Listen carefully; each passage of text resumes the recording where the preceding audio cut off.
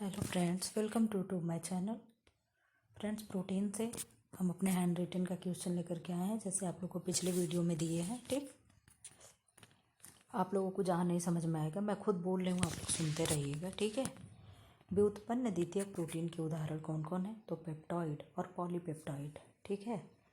Proteases, peptones, ये सब हैं। मतलब यहाँ चीज़ें छूट गई थी तो हमने लिख दिया ये सब हैं, यानी व्युत्पन्न द्वितीयक प्रोटीन के उदाहरण कौन कौन है? तो पेप्टॉइड है, पॉलीपेप्टाइड है, और प्रोटीएजेस है, और पेप्टोन्स है। ठीक है। प्राथमिक व्युत्पन्न प्रोटीन के उदाहरण हैं तो केसिन है। केसिन कहाँ का प्रोटीन है? केसिन मिल्क का प्रोटीन है। फास्फोप्रोटीन के अंतर्गत केसिनोजेन एंड होबोबिटेलिन जो अंडा में होता है। ठीक है। और केसिनोजन कहाँ है? दूध में होता है। ठीक है। तो फास्फोप्रोटीन के अंतर्गत कौन आएगा? केसिनोजन आएगा। और केसिनोजन कहाँ पाया जाता है? तो मिल्क में।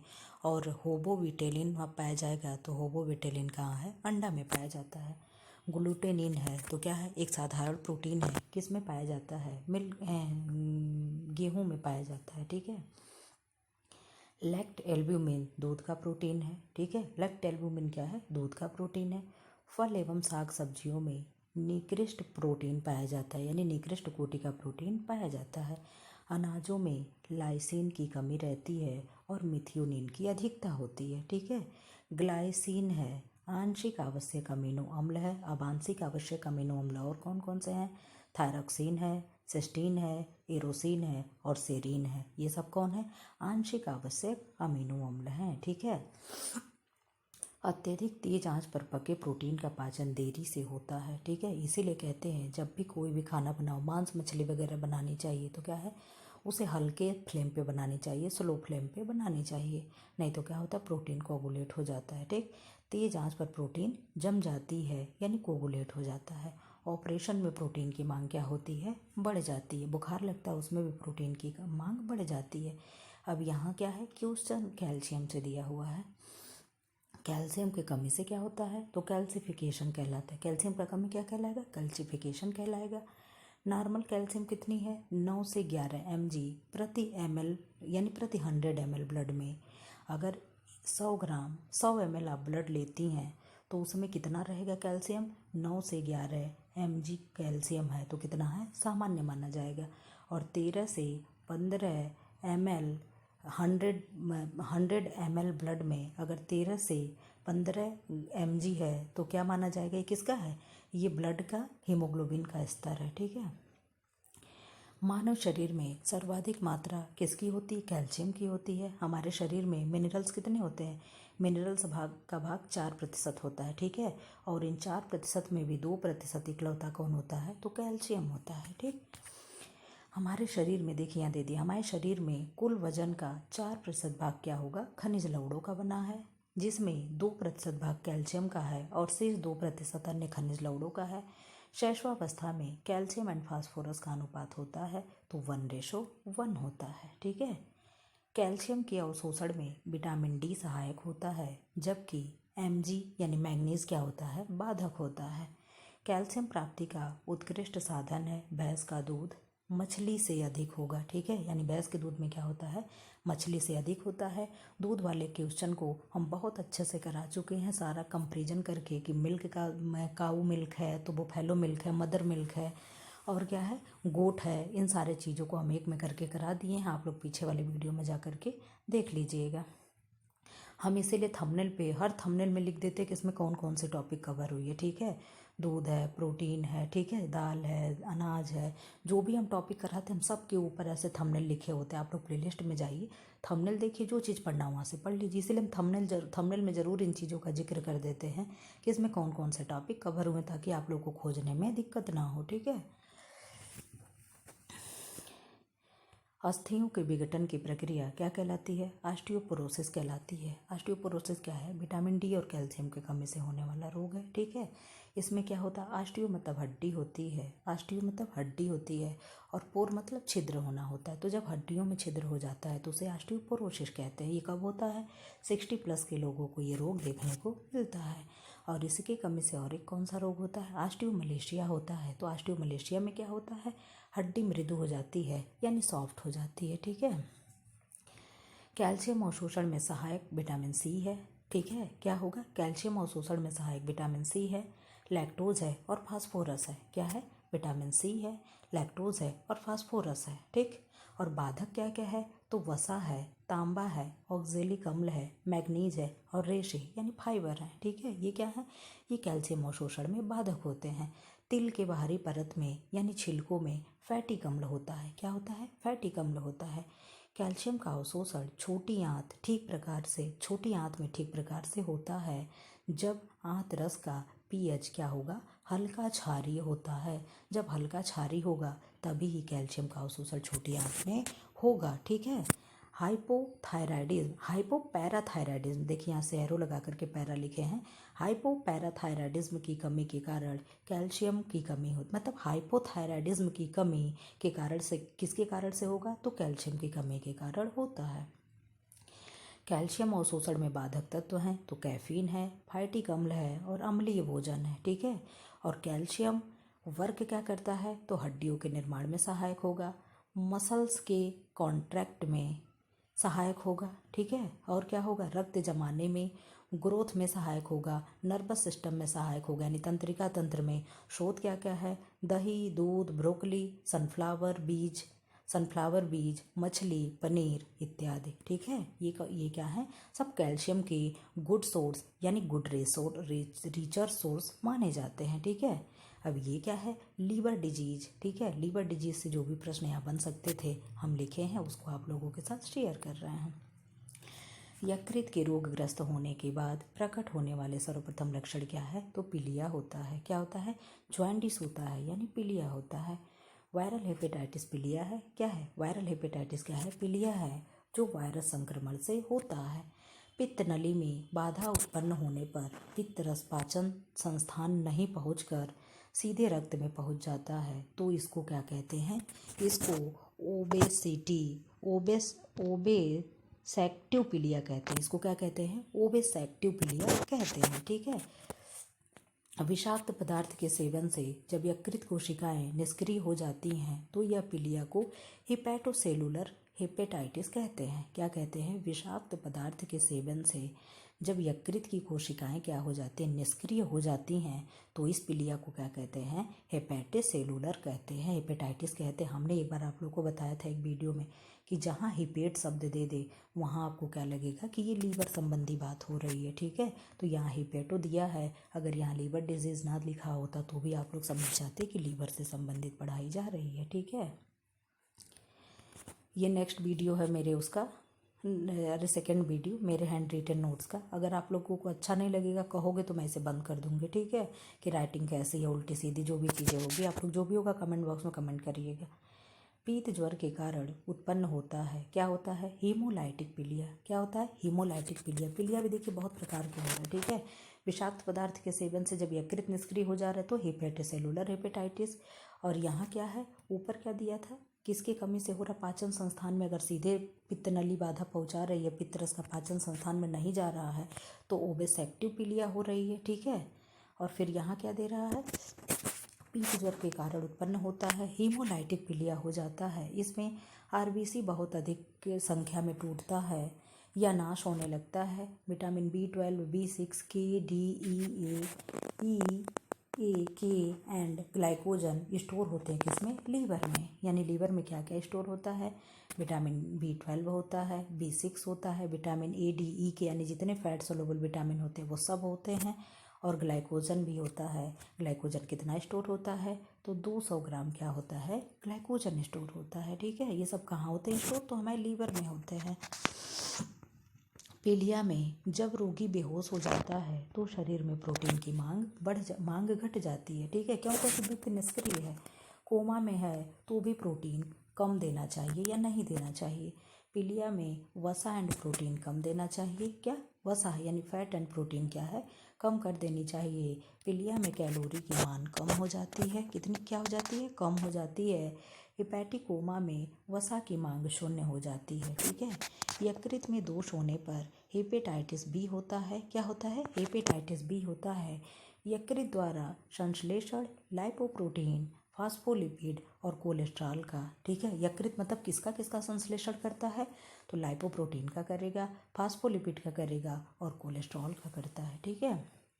यकृत में फैट का स्टोर नहीं होता है, ठीक है। अगर कोई पूछे लीवर में फैट का स्टोर होता है तो आप कहेंगे नहीं, क्योंकि अगर लीवर में फैट स्टोर हो जाएगा तो उसे फैटी लीवर कहा जाता है, ठीक है। मिथ्योनिन कोलिन का निर्माण करता है। कोलिन बी समूह का एक महत्वपूर्ण विटामिन है, यानी विटामिन बी ग्रुप का क्या है, एक महत्वपूर्ण विटामिन है कोलिन। यही कोलिन लीवर पर फैट जमने नहीं देता है, ठीक है। लीवर पे फैट कौन नहीं जमने देता है, तो विटामिन बी ग्रुप का एक क्या है, कोलिन है। वही क्या करता है, लीवर पर फैट जमने नहीं देता है। यकृत की अधिकांश कोशिकाएं मरने लगती हैं तो उसे क्या कहते हैं, हिपेस्टसने क्रोटीन कहते हैं। क्या कहते हैं, हिपेस्टसने क्रोटिक कहते हैं, ठीक है। स्टेज कहलाता है, ठीक, थोड़े शब्द कठिन है। सिरोसिस के कारण शरीर में सूजन हो जाता है तो सोडियम को कम कर देना चाहिए, ठीक है। क्या सोडियम मतलब क्या हो गया, NaCl क्या हो गया, नमक हो गया। नमक ही क्या है, सोडियम क्लोराइड है। तो जब शरीर में ऑलरेडी व्यक्ति के शुगर हो तो क्या करना चाहिए, हमें नमक कम कर देना चाहिए। अधिकांश लोग पीड़ित होते हैं वायरल हेपेटाइटिस से, ठीक। पीलिया होता है, बिलिरुबिन की मात्रा घट जाती है, तब क्या होता है, पीलिया होता है। एथेरोस्क्लेरोसिस है, क्या है, हृदय रोग है, ठीक। अब यहाँ से देखिए कौन सा क्वेश्चन है, यहाँ से फिर है हार्ट से संबंधित क्वेश्चन है, ठीक। एथेरोस्क्लेरोसिस है, क्या है, तो हृदय बीमारी है। जब धमनी में घाव हो जाता है तथा घाव के निचले भाग में रेशेदार पदार्थों एंड कैल्शियम का जमाव हो जाता है और घाव के से ब्लड आने लगता है तो यह स्थिति क्या कहलाती है, एथेरोस्क्लेरोसिस की तीसरी अवस्था कहलाती है, ठीक है। एथेरोस्क्लेरोसिस अधिक कैलोरी युक्त भोजन, अधिक फैट एंड कोलेस्ट्रॉल युक्त भोजन और आरामदायक जीवन से होता है, ठीक है। एथेरोस्क्लेरोसिस किसको होगा, जो बहुत ही आरामदायक लाइफ व्यतीत करते हैं, एकदम बिल्कुल हिलना डुलना नहीं, बिस्तर पे पड़े रहना, कोई भी शारीरिक वर्क नहीं, कोई एक्सरसाइज नहीं, कोई व्यायाम नहीं, ठीक है। और अधिक से अधिक फैट लेते हैं, कोलेस्ट्रॉल युक्त भोजन करते हों, ठीक है, तो उन व्यक्तियों को क्या होगा, पेरिकार्डाइटिस रोग किसका है, तो हृदय रोग को कहते हैं। हृदय में होता है। एथेरोस्क्लेरोसिस लैटिन शब्द है, ठीक है, लैटिन का शब्द, लैटिन शब्द है। हृदय अंतरोध होने के कारण क्या है, एथेरोस्क्लेरोसिस है। हृदय रोग का मुख्य कारण है अंतःस्रावी हार्मोन, फैट एंड कोलेस्ट्रॉल, ठीक है, और कठोर पानी और कार्बोज, ये सब क्या है, ये हृदय रोग के मुख्य कारण होते हैं। हृदय रोग में कैलोरी की मात्रा क्या करनी चाहिए, घटा देनी चाहिए, कितनी, 5 से 10%, ठीक। हृदय टॉनिक क्या है, कहते हैं रोग में बथुआ, पपीता, प्याज, लहसुन, ठीक है, स्पेशली कच्चा प्याज, ठीक है। जिनके हार्ट में प्रॉब्लम हो, इन चीज़ों को उन्हें क्या करना चाहिए, खाने के लिए कहना चाहिए। सर्वाधिक कोलेस्ट्रॉल अंडा में होता है कुछ विकल्पों में से, ठीक है। High BP, high blood pressure क्या है, 120/80 mmHg, ये क्या होता है, ये नॉर्मल बीपी है, ठीक है। इसको क्या कहते हैं, सिस्टोल कहते हैं, ठीक है। इसको क्या कहते हैं, डायस्टोल कहते हैं, ठीक है। सबसे खतरनाक क्या होता है, तो डायस्टोल ही होता है, ठीक। और जब इससे ऊपर होता है तो क्या होता है, हाई बीपी होता है। हाई बीपी कितना होता है, 90+ से लेकर के 100+ के ऊपर जो भी चीज़ें होती हैं, सारी 140 के ऊपर जो भी होती हैं, क्या है, हाई मानी जाती है।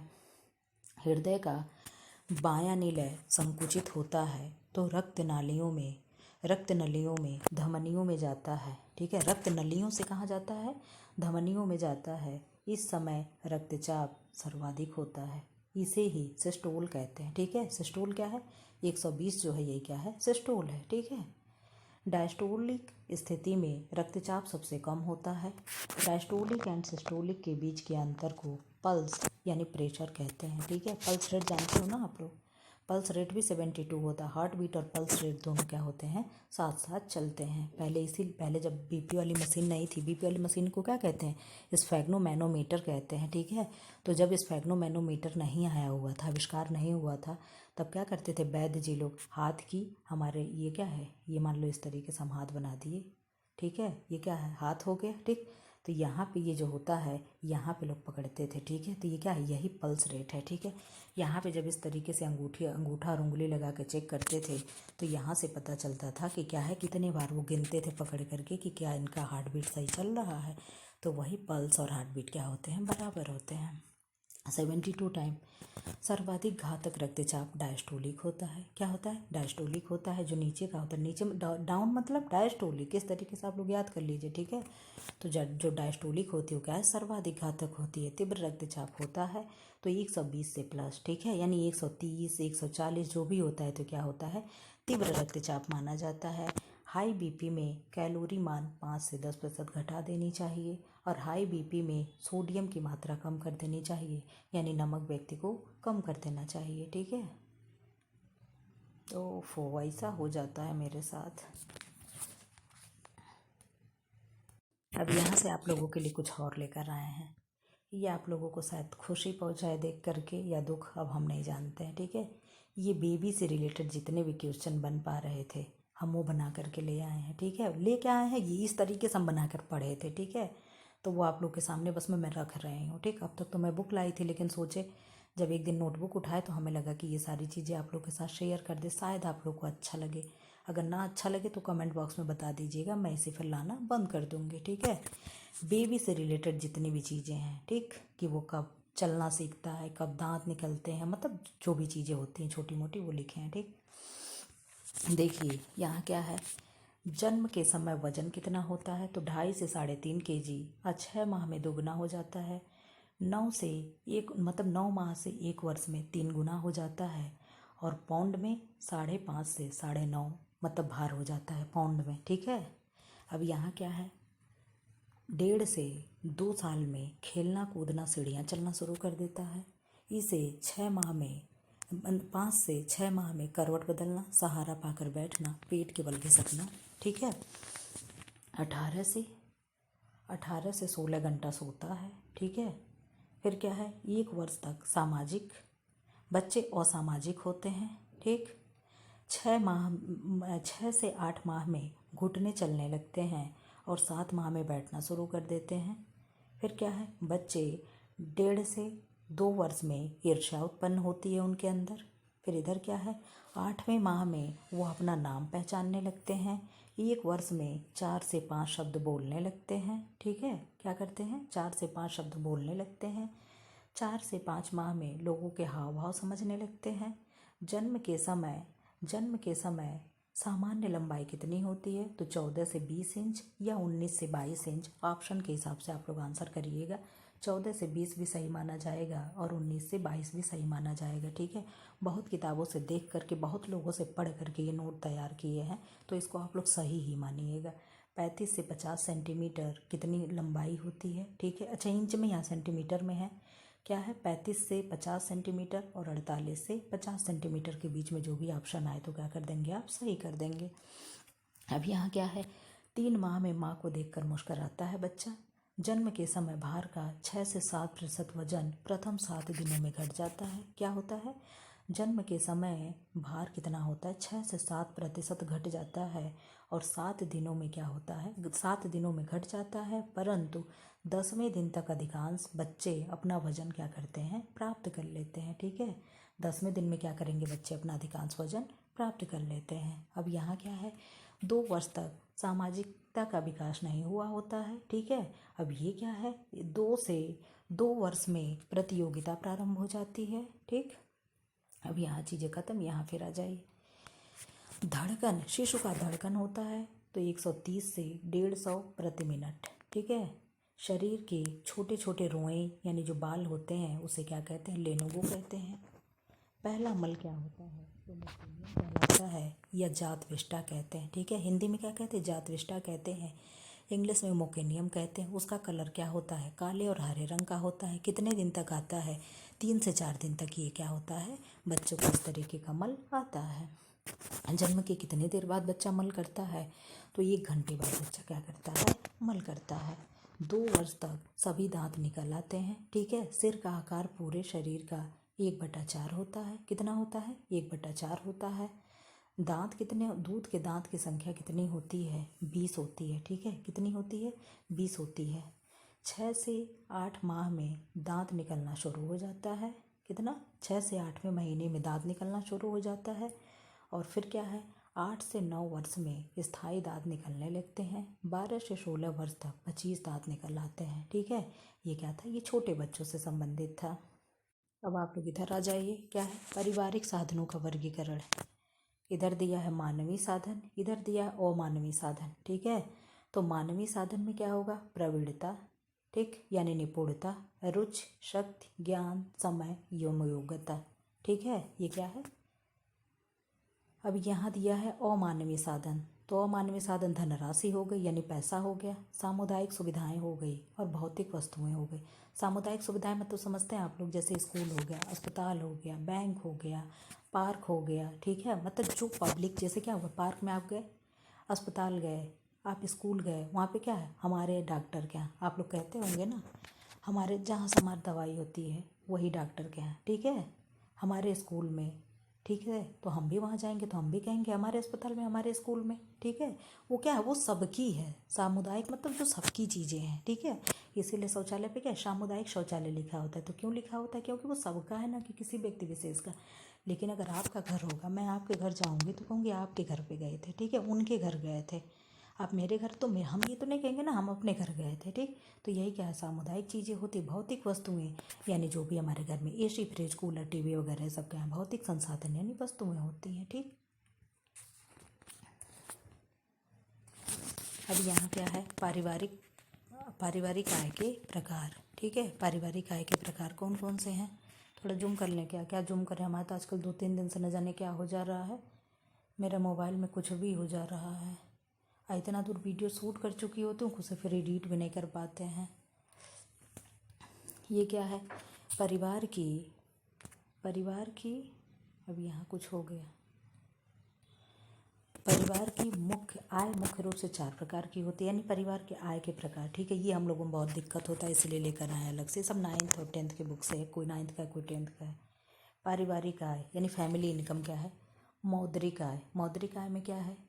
नियमित आय और अनियमित आय, ठीक है। कितने प्रकार के? नियमित और अनियमित।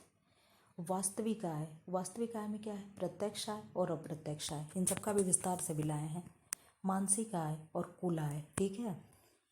अब यहाँ से हम लोग देखेंगे मौद्रिक आय। मौद्रिक आय क्या है? मौद्रिक आय से तात्पर्य उस क्रय शक्ति से है जो मुद्रा के रूप में एक निश्चित समय में एक परिवार को प्राप्त होती है। जैसे मजदूरी हो गई, हम दिन भर मजदूरी किए, बदले में हमें जो भी दिहाड़ी हो, 500-700 रुपये, वो हमें मिला, वो मजदूरी हो गई। ब्याज है। ब्याज क्या है? किसी भी उस पे पैसा जमा किया गया हो, कोई भी खेत दिया गया हो, ठीक है, क्या है? इस पे ब्याज मिला। किराया यानी रेंट, हमें घर का किराया मिल गया, दुकान का किराया मिल गया, और पेंशन, ये सब चीज़ें क्या है? मौद्रिक आय हैं, ठीक। अब यहाँ देखिए मौद्रिक आय के प्रकार। मौद्रिक आय 2 प्रकार की होती है। कौन कौन सी? 2 प्रकार की होती है। एक तो नियमित आय। नियमित आय से तात्पर्य उस आय से है जो वर्ष भर नियमित रूप से प्राप्त होती है, जैसे वेतन और पेंशन, ठीक है। हम लोग नौकरी करते तो क्या हम लोग को सैलरी मिलती है, हर महीने मिलती है। ऐसे जो रिटायर हो चुके होंगे ऐसे ही उन्हें पेंशन मिलती होगी। तो पेंशन क्या, उन्हें हर मंथ 1-2 तारीख में पेंशन मिल जाती होगी। फिर क्या? अनियमित आय। अनियमित आय से तात्पर्य वह आय है जिसका विवरण वर्ष भर समान नहीं होता, जैसे व्यापार आय हो गया, लॉटरी आय हो गई। जिनका बिजनेस होता है, कभी कहीं एक महीने में 5 लाख रुपए का इनकम हो गया, कभी 2 लाख का, कभी 2.5 लाख, कभी 3 लाख, कभी 1 लाख, कभी 20,000। इस तरीके से क्या है? ये अनियमित आय कहलाएंगे, ठीक है। अब वास्तविक आय। वास्तविक आय वह आय जो मुद्रा के अतिरिक्त वस्तु और सेवाओं के रूप में प्राप्त होती है। वास्तविक आय 2 प्रकार की होती है। एक प्रत्यक्ष आय यानी डायरेक्ट इनकम, ठीक है। इस आय में उन वस्तुओं व सेवाओं को सम्मिलित किया जाता है जो पारिवारिक सदस्यों को बिना धन के उपयोग से प्राप्त होती है। क्या है? बिना धन, बगैर धन के, बिना धन दिए यानी बगैर धन दिए जो आय हमें मिल रही है वो क्या है? प्रत्यक्ष आय है। जैसे स्वयं के मकान का उपयोग, ठीक है, सरकारी मकान का प्रयोग, पार्क, पुस्तकालय, ये क्या है? हम यहाँ धन नहीं दिए ना, धन नहीं खर्च किए, उसके बदले में जो चीज़ें हमें मिली वो क्या है? प्रत्यक्ष आय है। और अप्रत्यक्ष आय क्या है? इस आय के अंतर्गत वे वस्तुएं तथा सेवाएं आती हैं जो मुद्रा के बदले में ही धन प्राप्त होती है, जैसे धन खर्च करके सब्जी लेना, फल लेना, नौकर ड्राइवर रखना, सरकारी मकान इत्यादि। ठीक है। अब क्या है मानसिक आय। मानसिक आय के अंतर्गत व्यक्ति द्वारा उसकी वास्तविक आय से प्राप्त संतोष को सम्मिलित किया जाता है।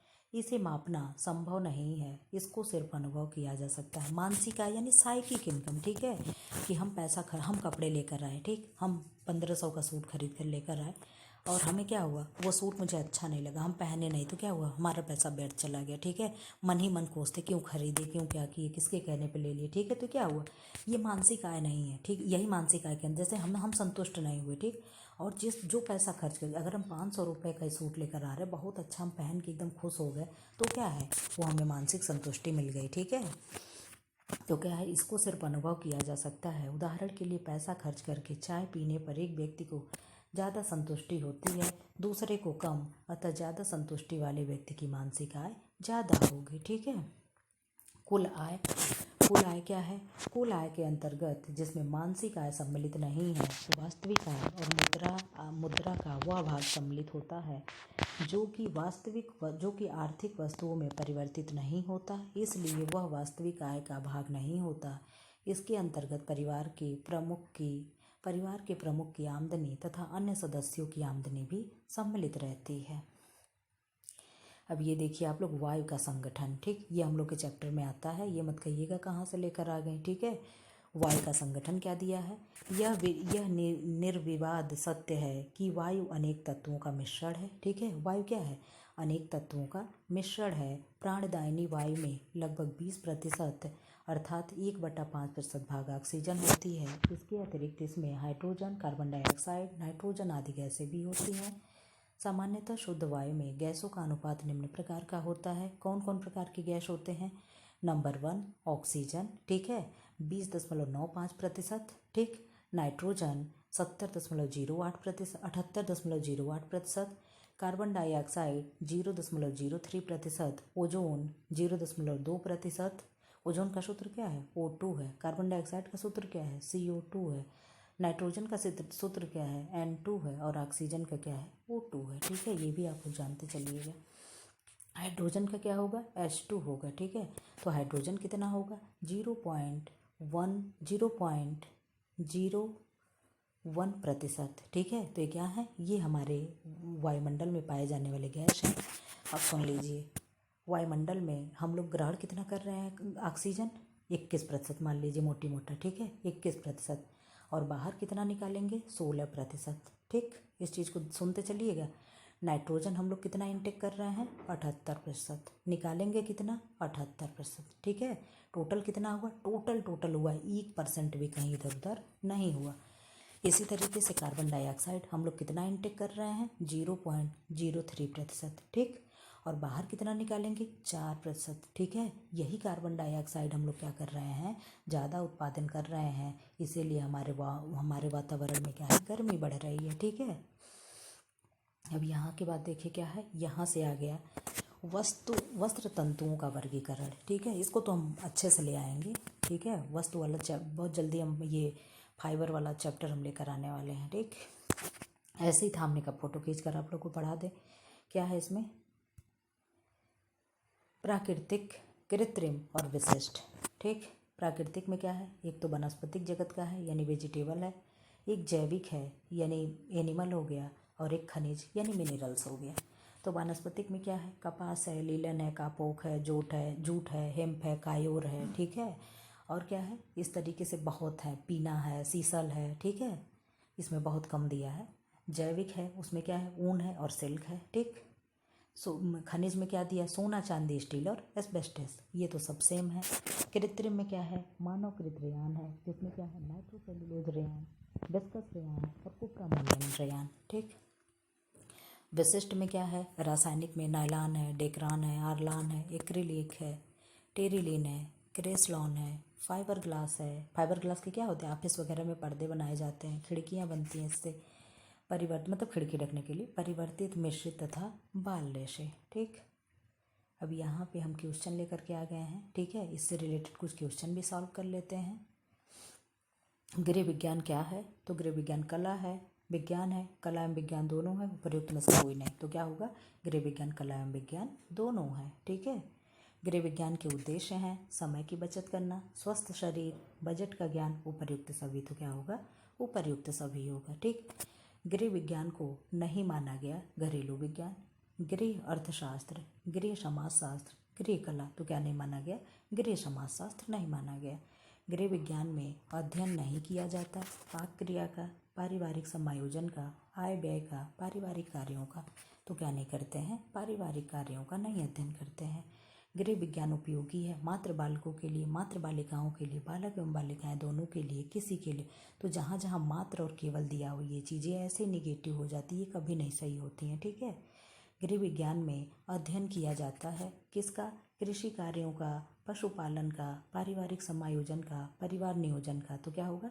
पारिवारिक समायोजन का। इस चैप्टर में बच्ची ने निशान लगा रखी है। ठीक है। उसको दिए थे किताब पढ़ने के लिए, लेकिन नेक्स्ट चैप्टर से आप लोग को निशान नहीं लगा मिलेगा। गृह विज्ञान का अध्ययन कौन सी पद्धति पर किया जाता है? तो कौन से पद्धति पे? वैज्ञानिक अध्ययन पे किया जाता है। ठीक है। गृह विज्ञान के अध्ययन का मुख्य उद्देश्य क्या है? परिवार को सुखी बनाना, परिवार को धनी बनाना, परिवार को नियोजित करना, परिवार को संगठित करना। तो क्या होगा? परिवार को सुखी बनाना। गृह विज्ञान का क्षेत्र क्या है? आहार तथा पोषण, ये तो है। आय व्यय की व्यवस्था, ये भी है। वस्त्र एवं परिधान, ये भी है। संपूर्ण गृह व्यवस्था, ये नहीं है। गृह विज्ञान का क्या महत्व है? तो गृह विज्ञान का महत्व क्या है? सैद्धांतिक एवं व्यवहारिक है। केवल चीज़ें क्या हो जाएंगी? निगेटिव हो जाएंगी। ठीक है। वनली हो गया, मात्र हो गया, ये सारी चीज़ें क्या होती? निगेटिव हो जाती हैं। यहाँ पे आंसर दिया गया है, एक सेकंड रुक जाइए। अब यहाँ से आप लोगों को आंसर नहीं मिलेगा। ठीक है। मतलब आप लोग अपने से लगाइएगा, इसमें लगा नहीं मिलेगा। उसमें हल्का सा हिंट के लिए बच्ची लगाई थी। ठीक। अब इसमें क्या होगा? स्वस्थ, सुखी एवं संपन्न परिवार का आधार क्या है? थोड़ा सा और जूम कर लें। आधार क्या है? तो आधार क्या होगा? सीमित और सीमित आय होगा, स्वादिष्ट भोजन होगा, कुशल गृहिणी होगी, उपर्युक्त में से कोई नहीं। तो क्या होगा इसमें? इसमें क्या होगा? इसमें होगा कुशल गृहिणी होगी। ठीक है। निम्न में से कौन सा गृह व्यवस्था का भौतिक साधन है? तो भौतिक साधन क्या होगा? कौशल, वस्तु एवं संपत्ति, धन, समय। तो क्या होगा? धन होगा। ठीक। एक कुशल गृहिणी को होना चाहिए अत्यंत कठोरभाषी, मृदुभाषी, स्वयं में लिप्त रहने वाली, उपर्युक्त सभी। तो एक कुशल गृहिणी को क्या होना चाहिए? मृदुभाषी होना चाहिए। ठीक है। मतलब मीठी बोल बोले, अच्छी बोल। कठोर मतलब तो बेकार वाला शब्द हो गया, भाषा हो गया, गुस्से वाला हो गया। गृह व्यवस्था का सोपान है नियोजन, नियंत्रण और मूल्यांकन। कमेंट बॉक्स में आप लोग कमेंट करिएगा कितना सही हुआ था। ठीक है। इस तरीके से हम 5 चैप्टर का फोटो खींचे, दूसरा चैप्टर है। ठीक। नियोजन, नियंत्रण और मूल्यांकन, ज्ञान, बुद्धि एवं योग्यता, धन, शक्ति और समय, उपर्युक्त में से सभी। तो गृह व्यवस्था का सोपान क्या है? आप लोग बताइए, 2 सेकंड टाइम दे रहे हैं, बताइए क्या होगा? नियोजन, नियंत्रण और मूल्यांकन। तो इसमें से क्या होगा? नियोजन यानी क्या होगा? प्लानिंग। ठीक है। क्या होगा? प्लानिंग। फिर कंट्रोलिंग, फिर क्या होगा? इवेल्युएशन। ठीक। गृह प्रबंध निर्णयों की एक श्रृंखला है। तो निर्णयों की श्रृंखला कौन कहा है? आप लोग बताएंगे ये कथन किसका है? निर्णयों की श्रृंखला कौन कहा है? तो कौन कहेगा? ग्रास एवं क्रैंडल ने कहा था। ठीक है। निर्णयों की श्रृंखला कौन कहा था? ग्रास एवं क्रैंडल ने कहा था। ठीक। गृह संबंधी उत्तरदायित्वों को निभाने के लिए सिद्धांत का ध्यान में रखना आवश्यक है। कौन से? परिवार की आय व्यय को संतुलित करना, खाद्य पदार्थ खरीदना और संभाल कर रखना, मकान को सुविधानुसार सुव्यवस्थित करना, और उपर्युक्त में से कोई नहीं। आप लोग अपना आंसर बताइए क्या होगा? परिवार की आय व्यय को संतुलित करना। ठीक है। कुछ सेकंड देंगे आप लोग को भी सोचने के लिए। गृह व्यवस्था का सार्वजनिक साधन है तो क्या है? कूलर है, मकान है, बीमा कार्यालय है, इनमें से कोई नहीं। बताइए आंसर। इनमें से क्या होगा? इनमें से बीमा कार्यालय होगा। ठीक है। सार्वजनिक साधन पूछ रहा है तो जो बीमा होगा वो सबका होगा। कूलर आपका होगा, मकान आपका होगा। ठीक है। गृहिणी का मुख्य कार्य है खाना बनाना, घर की सफाई करना, कपड़ा धोना तथा कपड़े सिलना, गृह कार्य को व्यवस्थित कर सभी का उनके अनुसार कार्य में लगाना। क्या होगा, तो खाना बनाना, कपड़ा का, ये तो सब इसी के अंतर्गत आ गया ना। गृह कार्य को व्यवस्थित कर मतलब सारी चीज़ों को व्यवस्थित करके और सभी को यानी घर में जितने भी मेंबर हैं उनको सबको अपने अनुसार क्या है कार्य में लगाना, यानी सबके रुचि के हिसाब से, सबके कैपेबिलिटी के अनुसार से, यानी क्षमता के अनुसार, सबकी रुचि के अनुसार, इंटरेस्ट के अनुसार क्या है घर की गृहिणी जो है सबको कार्य पे लगा सकती है। कि अगर घर में कोई पार्टी है तो आपका ड्राइंग में मन है तो आप रंगोली बना दो, ठीक है, आपका डेकोरेटिव में मन है तो आप घर सजा दो, आपको कुकिंग आती है तो आप खाना बना दो, किसी को कपड़ा प्रेस करने में बहुत अच्छा लगता है तो उसे कपड़ा प्रेस कर, तो ये सारी चीज़ें क्या हो गई, उसकी इच्छा के अनुसार बांट दिया गया। ठीक, अब यहाँ क्या है, गृह व्यवस्था से तात्पर्य है तो क्या होगा, केवल भविष्य के लिए धन एकत्र करना, ठीक है, क्या होगा, भविष्य के लिए धन इकट्ठा करना, रहन सहन का स्तर ऊंचा उठाना, परिवार की विभिन्न आवश्यकताओं की पूर्ति तथा उनके सदस्यों का सहयोग प्राप्त करना, विभिन्न लक्ष्यों की प्राप्ति। तो इसमें से क्या होगा, आप लोग आंसर बता दीजिए, शायद आप लोग को आंसर दिख गया है। और इसमें से क्या होगा, परिवार की विभिन्न आवश्यकताओं की पूर्ति तथा उनके सदस्यों का सहयोग प्राप्त करना। ठीक है, ये दूसरा चैप्टर खत्म हो गया। अब यहाँ से तीसरा चैप्टर है। तीसरे चैप्टर में क्या दिया है, निम्न में से कौन सा दैनिक कार्य है। कार्य कितने प्रकार के होते हैं, 3 प्रकार के, कौन कौन से, दैनिक कार्य, मासिक कार्य और कौन से होते हैं, और वार्षिक कार्य और एक आकस्मिक कार्य, यानी 4 प्रकार के कार्य होते हैं, 4 नहीं 5 प्रकार के होते हैं। ठीक है, दैनिक, साप्ताहिक, मासिक और वार्षिक। पहले क्या है, दैनिक, फिर यहाँ साप्ताहिक, फिर मासिक, फिर वार्षिक, फिर क्या है, आकस्मिक। ठीक है, आकस्मिक सफाई। ठीक, तो दैनिक में क्या आएगा, जो रोज़ झाड़ू पोछा बर्तन खाना बनाना है दैनिक में आएगा। साप्ताहिक में क्या आएगा, बेडशीट धुलना, अलमारी सही करना, ये सब क्या है, साप्ताहिक में आ गया। सोफा पोछना, मासिक में क्या आ गया, घर के जाले साफ करना, ठीक है, ये सब क्या हो गए, ये मासिक में हो गया। वार्षिक में क्या हो गया, घर की पुताई करना, जैसे दीपावली वगैरह पे किया जाता है, किसी की शादी ब्याह में किया जाता है। और आकस्मिक क्या हो गया, कोई आ गया घर पे, मेहमान आ गया, या किसी का बर्थडे वगैरह पड़ गया तो ये क्या हो गया, आकस्मिक हो गया। ठीक है, तो इसमें क्या पूछ रहा है, दैनिक कार्य, दैनिक कौन सा कार्य दैनिक है, तो कपड़ों को धूप दिखाना, मसाले आदि खरीदना, भोजन बनाना, उपयुक्त सभी। तो इसमें से क्या होगा, क्या होगा, आप लोग बताइए, भोजन बनाना ये क्या है, ये दैनिक होता है। मसाले आदि खरीदना, डेली नहीं ना आप मसाला खरीदते हैं। कपड़ों को धूप दिखाना, यानी कपड़ों को धूप दिखाना मतलब कि जो रखे हुए कपड़े, जैसे अभी इस समय क्या है, बरसात का मौसम है तो थोड़ा सा सब लोग कपड़े क्या होते हैं रख देते, जब बरसात के मौसम में आएगा तो क्या होगा, कपड़े धूप में रख दिया जाता है कि सब फफूंद लग जाएंगे। ठीक है, जब बहुत दिनों तक बारिश होती है। आकस्मिक कार्य क्या है, अचानक किसी मरीज को देखने जाना, रिश्तेदार की शादी में शामिल होना, पड़ोस में मृत्यु पड़ जाना, उपर्युक्त सभी। आप लोग बताइए क्या होगा, तो इसमें से क्या होगा, उपर्युक्त सभी होगा। क्यों, क्योंकि रिश्तेदार के शामिल में शादी में शामिल होना है तो आपको पहले से नहीं पता होगा। ठीक है, अगर मतलब बहुत घनिष्ठ रिश्तेदार नहीं है तो। अचानक किसी मरीज को अगर देखने जाना है तो भी आकस्मिक हो गया, और पड़ोस में अचानक किसी की डेथ हो जाती तो भी क्या हो गया, आकस्मिक ही होगा। ठीक, एक सेकंड एक बार देख लो वैल्यूम फुल है कि नहीं, शिकायत आती है कि फुल तो है वैल्यूम। कार्य व्यवस्था को सफल बनाने के लिए आवश्यक है, तो क्या आवश्यक है, उचित योजना, ज्ञान, परिवारजनों का सहयोग और उपयुक्त सभी। तो क्या होगा, सारे जनों का सहयोग तो चाहिए ही होता है। इसमें से क्या होगा, सफल बनाने के लिए क्या करना चाहिए, करना होगा, तो सब कुछ करना होता है। ठीक है, क्या करना होगा, सब कुछ। आप लोग कमेंट बॉक्स में प्लीज़ ज़रूर कमेंट करिएगा कि मैम किस चैप्टर में से कितना सही हुआ है। ठीक है, आप लोग भी इस तरीके से समझ ले कौन सा चैप्टर है, तीसरा चैप्टर है। ठीक है, 2 चैप्टर हम लोग पीछे कर चुके हैं। ठीक,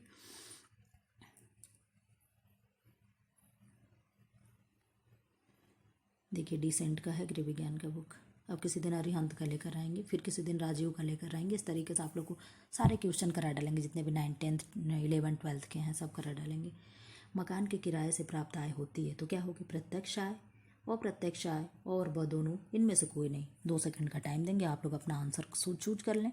तो इसमें से क्या होगा, अप्रत्यक्ष आय होगा। ठीक है, एकाकी परिवार में सदस्यों की संख्या होती है अधिक, कम, न अधिक, उपर्युक्त में से कोई नहीं। आप लोग सोच लें अपना आंसर, क्या होगा, कम होती है। एकाकी परिवार क्या हो गया, हम मम्मी पापा, हमारे एक भाई एक बहन। ठीक है, क्या है, एकाकी परिवार है। और संयुक्त फैमिली कौन होती है, जिसमें चाचा चाची दाई बुआ सब लोग रहते हो, क्या है, संयुक्त फैमिली होती है। आजकल अधिकांश परिवार होते हैं तो कैसे होते हैं? संयुक्त, मिश्रित, एकाकी, उपर्युक्त सभी। आप लोग अपना आंसर चुन लें तो क्या होगा? एकाकी फैमिली आजकल लोग ज़्यादा पसंद करते हैं। ठीक है। उत्तम कार्य व्यवस्था के लिए गृहिणी को मिलना चाहिए पुरस्कार, धन, प्रोत्साहन, कुछ नहीं। आप लोग बताइए क्या मिलना चाहिए? प्रोत्साहन मिलना चाहिए कि हमारी बहू बहुत अच्छी, हमारी बेटी बहुत अच्छी, बहुत बढ़िया कार्य करती, हमारी पत्नी बहुत अच्छी है। ठीक। कार्य व्यवस्था का महत्वपूर्ण साधन क्या है? मुद्रा, समय, बचत, गृह कार्य। आप लोग अपना आंसर सोच लें।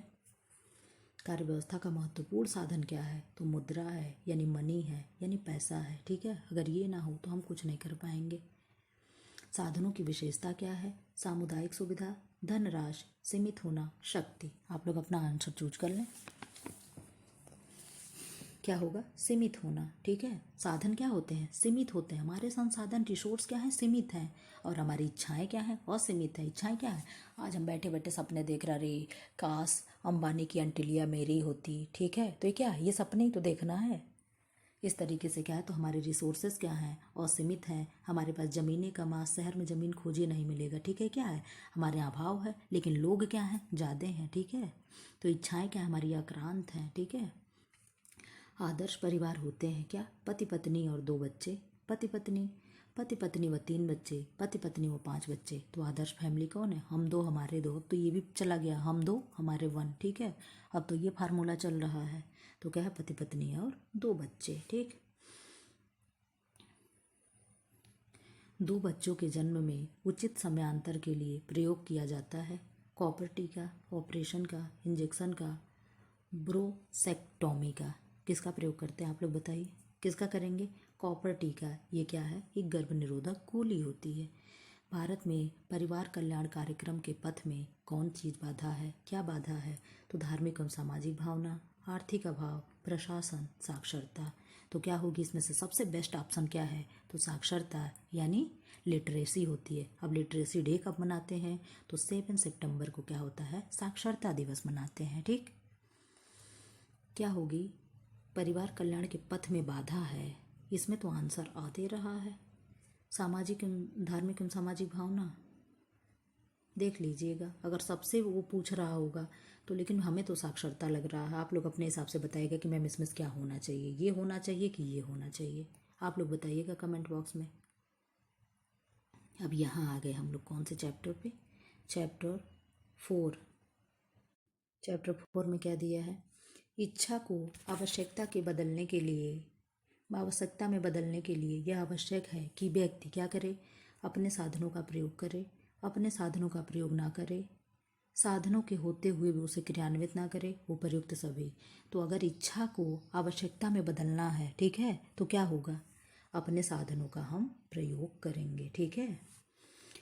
देखिए, कभी भी उत्तर अगर आप लोग को ना समझ में आए ना, तो जो पॉजिटिव उत्तर दिया हो, जो सकारात्मक आंसर हो, उसे आप लोग को ट्रिक करके निकल लेना चाहिए। गृह अर्थव्यवस्था निर्भर करती है अर्थशास्त्र पे, गृह विज्ञान पे, समाजशास्त्र पे, इतिहास पे। आप लोग बताइए क्या होगा? गृह विज्ञान पर। शिक्षा आवश्यकता है, अनिवार्य, विलासिता संबंधी, आरामदायक, आकस्मिक। तो शिक्षा आवश्यकता कैसी होगी? इसमें आवश्यकता दिया है ना, कौन कौन सी आवश्यकता होती हैं। तो कौन सी होगी? अनिवार्य आवश्यकता होती है। ठीक है। ये बच्चे का अधिकार होता है शिक्षा देना, माँ बाप का कर्तव्य होता है कि जब तक बच्चे बालिग ना हो जाते हैं तब तक उन्हें शिक्षा दिलवाएं। ठीक है। चाहे जैसे भी, क्योंकि छोटा बच्चा तो कभी नहीं पढ़ना चाहेगा। तो ये बच्चे का अधिकार होता है, उसका राइट होता है। ठीक है। आरामदायक आवश्यकता में कौन कौन हो गया? आरामदायक आवश्यकता में जैसे क्या हो गया? एसी हो गया। ये सब क्या है? ये सब आरामदायक नहीं। ये विलासिता में हो गया। विलासिता में क्या हो गया? कार हो गया, एसी हो गया। ये सब क्या है? ये सब विलासिता है। टीवी क्या हो गया? ये भी विलासिता है। ठीक है। और आरामदायक क्या हो गया? अगर आप ठंडी कपड़े पहन रहे हो, ठंडी के कपड़े, ये क्या है? ये आरामदायक में आएगा। ठीक है। गर्मी में कॉटन के कपड़े पहन रहे हो, नहीं तो ऐसे कोई भी कपड़ा क्या है? ये आपकी मूलभूत आवश्यकता है, रोटी कपड़ा और मकान। बचत करने से क्या होती है? व्यक्ति कंजूस हो जाता है, भविष्य की चिंताओं से बच जाता है, व्यक्ति दूसरों से दूर हो जाता है, उपर्युक्त में से कोई नहीं। क्या होता है? आप लोग अपना आंसर बताइए। इसमें क्या होगा, भविष्य की चिंताओं से बच जाता है। अगर हम बचत करते हैं तो भविष्य में जो भी चीज़ें, मान लीजिए अचानक किसी का एक्सीडेंट हो गया, भगवान न करे कोई बीमारी हो गई, ठीक है, तो क्या है, अगर कोई बच्चा है, ठीक है, नीट का एग्ज़ाम दे रहा, अगर क्वालिफाई कर लिया, ठीक, तो क्या होगा, उसमें भी पैसे खर्च होंगे। तो ये सारी चीज़ें क्या है, ये भविष्य की चिंताओं से हम बच जाएंगे। निम्नलिखित में से विलासिता संबंधी आवश्यकता कौन सी है, तो विलासिता संबंधी आवश्यकता कौन सी है, वस्त्र पहनना, साइकिल रखना, दूध पीना, महंगी कार खरीदना। तो विलासिता संबंधी क्या हो जाएगा, महंगी कार खरीदना, ठीक है। अर्थव्यवस्था को सुचारू बनाने में सबसे अधिक योगदान किसका है, तो बच्चों का, गृहिणी का, गृहस्वामी का, व्यवसायों का। बताइए क्या होगा, तो क्या होगा, गृहिणी का होगा। इच्छा आवश्यकता में परिवर्तित हो जाती है जब, कब, जब तत्परता हो, दोनों हो, साधन हो, दोनों में से कोई नहीं हो। तो कब होगा, दोनों हो, जब तत्परता भी हो और साधन भी हो, ठीक है। आवश्यकता है, क्या है, जल तथा भोजन का उपयोग, समाचार पत्र पढ़ना, टेलीविजन का प्रयोग करना, फ्रिज का प्रयोग करना। अब इसमें से आवश्यकता क्या है, पानी और भोजन के बिना तो व्यक्ति नहीं रह पाएगा ना, तो क्या ये आवश्यकता है, ठीक है, ये हमारी इंपॉर्टेंट नीड है। समाचार पत्र क्या हो, तो उसके बिना तो हम लोग रह जाएंगे। अब क्या है, सबसे अधिक सुखी होता है कौन, धनी व्यक्ति, मध्यम श्रेणी का व्यक्ति, संतोषी व्यक्ति, श्रमिक व्यक्ति। अब बताइए कौन सबसे सुखी होगा, आप लोग बताइए, आपके हिसाब से कौन होगा। संतोषी व्यक्ति जो होता है वो सबसे सुखी होता है, जो भी दे दो उसी में वो खुश है। आपको आधी रोटी मिलेगी, ठीक हम खा लेंगे, आपको वो भी नहीं मिलेगा, ठीक हम सो जाएंगे ऐसे, ठीक है। तो जो संतोषी व्यक्ति होते हैं वो सबसे ज़्यादा खुश होते हैं। आवश्यकताओं को सीमित रखने वाला परिवार कौन होता है, संपन्न, सुखी, दुखी और मध्यम। आपके हिसाब से क्या आंसर होगा, आपके हिसाब से होगा सुखी परिवार जो होते हैं वो क्या होते हैं, अपनी आवश्यकताओं को सीमित रखते हैं, ठीक है। यहाँ से चैप्टर 5 शुरू है और इसी पे वीडियो क्या करेंगे, क्लोज कर देंगे, ठीक है। अब जो भी चीज़ें फ़ोटो खींचे बाद में पढ़ाएंगे। शारीरिक विकृतियों में किससे सुधार हो सकता है, व्यायाम से, आराम से, स्नान से, उत्तम आदतों से। बताइए क्या होगा, व्यायाम से यानी एक्सरसाइज से, ठीक है। भोजन द्वारा शरीर की किन आवश्यकताओं की पूर्ति होगी, शारीरिक वृद्धि, ऊर्जा की पूर्ति, स्वास्थ्य संरक्षण, उपर्युक्त सभी। बताइए आप लोग, पहले आप लोग बता लीजिए क्या होगा, उपर्युक्त सभी हो जाएगा, ठीक। हमें एनर्जी भी मिलेगी, हमारी ग्रोथ भी होगी और क्या है, हमें इम्यूनिटी सिस्टम भी मिलेगा। शारीरिक एवं मानसिक स्वास्थ्य में परस्पर क्या होता है, प्रतिकूल संबंध, कोई संबंध नहीं, अनुकूल संबंध, दोनों संबंध। अब आप लोग बताइए, बताइए जल्दी करिए, क्या होगा, अनुकूल संबंध होगा, ठीक है। संतुलित भोजन का अर्थ है भोजन का स्वादिष्ट होना, भोजन का चटपटा होना, कम मात्रा में भोजन होना करना, भोजन जिसमें सभी आवश्यक तत्व हों, क्या हो, जिसमें सभी आवश्यक सम्मिलित तत्व होते हैं, जैसे क्या हो गया, प्रोटीन हो गया, कार्बोहाइड्रेट हो गया, फैट हो गया, फाइबर हो गया, वाटर हो गया, ये सब क्या है, संतुलित आहार है। दूध हो गया, दही हो गया, ठीक है, सब संतुलित आहार में आएंगे। शारीरिक स्वास्थ्य निम्न में से किससे अधिक कुप्रभावित होता है, तो क्रियाशीलता से, संतुलित भोजन से, नशीले पदार्थ के सेवन से, भोजन की अनियमितता से। बताइए आप लोग, मैं तुरंत आंसर बता देती हूँ, ये मैं संभाल ही नहीं पाती हूँ अपने आप को, फिर मुझे लगता है कि ये चीज़ें गलत करते हैं, आप लोग को टाइम देना चाहिए। तो क्या है इसमें से, नशीले सेवन पदार्थों के सेवन से क्या होगा, हमारे शरीर पे कुप्रभाव पड़ेगा। बच्चे का मानसिक स्वास्थ्य निम्न में से किससे सबसे अधिक प्रभावित होता है, तो खेलकूद से, माता पिता के स्नेहमय व्यवहार से, अच्छे भोजन से, उपयुक्त में से कोई नहीं। बताइए आप लोग, इसमें से क्या होगा, माता पिता के स्नेहमय व्यवहार से, यानी जो बच्चा, माता पिता क्या होते हैं, जो अपने बच्चों को बहुत अच्छे से देख रेख करते हैं, वो क्या होते हैं, उनका मानसिक डेवलपमेंट अच्छा होता है। व्यक्तिगत स्वास्थ्य के प्रति हमें क्या करना चाहिए, बहुत सचेत रहना चाहिए, अधिक चिंता नहीं करनी चाहिए, उपयुक्त में से दोनों में से कोई नहीं। अब आप लोग बताइए क्या होगा, इसमें से क्या होगा, बहुत सचेत रहना चाहिए, ठीक। लिखने पढ़ने का कार्य करते समय पुस्तक कहीं भी रख देनी चाहिए, निश्चित दूरी पर रखनी चाहिए, कभी काफ़ी पास होनी चाहिए, उपयुक्त में से सभी। बताइए क्या होनी चाहिए, आप लोग लिखते पढ़ते हैं ना, कहाँ होनी चाहिए, एक निश्चित दूरी पे रखनी चाहिए, कितनी, 12 सेंटीमीटर पे बुक होनी चाहिए, ठीक है, कि दूरी पे, कि आप मतलब वहाँ आपके आंखों से दूरी होनी चाहिए। व्यक्तिगत स्वच्छता से क्या तात्पर्य है, तो व्यक्तिगत स्वच्छता से शारीरिक स्वच्छता होगी, गृह की स्वच्छता होगी, सड़क की स्वच्छता, गली की स्वच्छता। व्यक्तिगत माने मेरी चीज़ें, मेरा नाखून साफ हो, कान साफ हो, नाक साफ हो, बाल साफ हो, हम नहा लें, मेरे कपड़े साफ हो, क्या है ये मेरी व्यक्तिगत स्वच्छता है, ठीक है। सार्वजनिक स्वच्छता क्या हो गई, सड़क की सफाई हो गई, मोहल्ले गली की सफाई हो गई, हमारे विद्यालय की सफाई हो गई, अस्पताल की सफाई हो गई, पार्क की सफाई हो गई, क्या है ये सार्वजनिक सफाई आएगी, ठीक। दांतों की सुरक्षा के लिए आवश्यक है तो क्या है, दांतों को दिन में 2 बार ब्रश करना चाहिए, विटामिन युक्त भोजन खाना चाहिए, ठंडा पानी पीना चाहिए, अति गर्म पेय पदार्थ पीना चाहिए। तो दांतों के लिए क्या होगा, आप लोग बताइए। दांतों के लिए क्या होगा, दांतों को दिन में 2 बार साफ करना चाहिए, खाना खाने के बाद रात में जब सोने से पहले एक बार हमें ब्रश जरूर करना चाहिए। क्यों करना चाहिए, उसका रीज़न ये है क्योंकि खाना खाने के बाद हम लोग सो जाते हैं, हमारे दांत में जो भी जूठे फंसे होते हैं उन्हें क्या करते हैं, बैक्टीरिया जो होते हैं उन्हें खाते हैं, ठीक है। क्योंकि हम बोलते तो हैं नहीं, जब हम नहीं बोलते हैं उस समय उनका मुख में क्या होता है, इकलौता राज होता है और वो अपना घूम घूम कर सारे आपके दांत को खाना शुरू कर देते हैं, ठीक। अब यहाँ से चैप्टर खत्म है, अच्छा नहीं है कुछ क्वेश्चन, ठीक।